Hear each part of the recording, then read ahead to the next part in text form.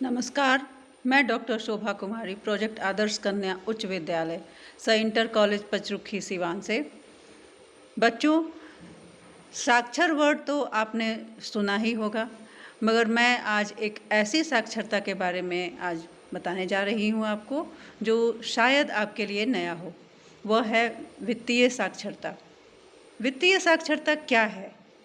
हम लोग जानेंगे कि वित्तीय साक्षरता क्या है और हमें इस तरह से वित्तीय रूप से साक्षर होना क्यों ज़रूरी है हमारे जीवन में, हम सब इसके बारे में जानेंगे। सबसे पहले हम जानते हैं कि वित्तीय साक्षरता क्या है।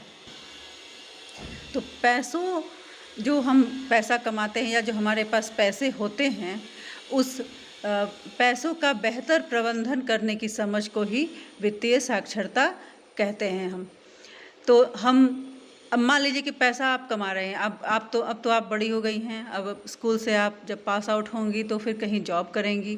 तो जब जॉब करेंगी तो पैसे आएंगे, लेकिन सिर्फ पैसे कमाने से ही नहीं होता है।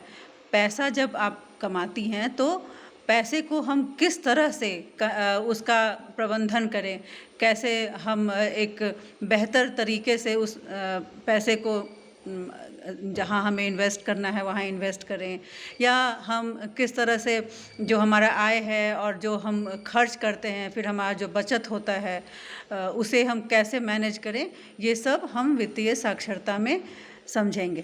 वित्तीय साक्षरता हमें जो लोगों के मन में जो अवधारणाएं हैं बचत और बजट ये सब को लेके, उसे भी बेहतर तरीके से समझने में मदद करता है।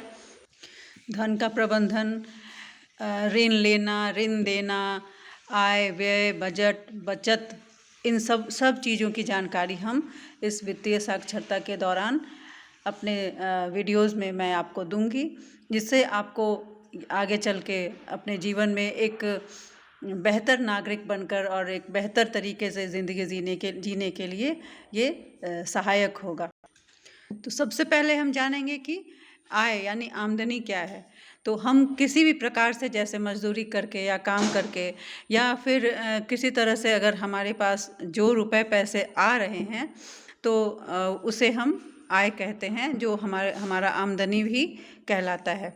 फिर व्यय यानी खर्च। हम अपने रोज़मर्रा के ज़िंदगी में जो भी हमारी ज़रूरत का सामान है उसे खरीदते हैं, और अपनी ज़िंदगी को बेहतर तरीके से जीने के लिए जो भी हम खर्च करते हैं, कभी कभी अपने शौक़ को, अपनी इच्छाओं को पूरा करने के लिए भी हम जो खर्च करते हैं, वो हुआ हमारा व्यय। बचत क्या है?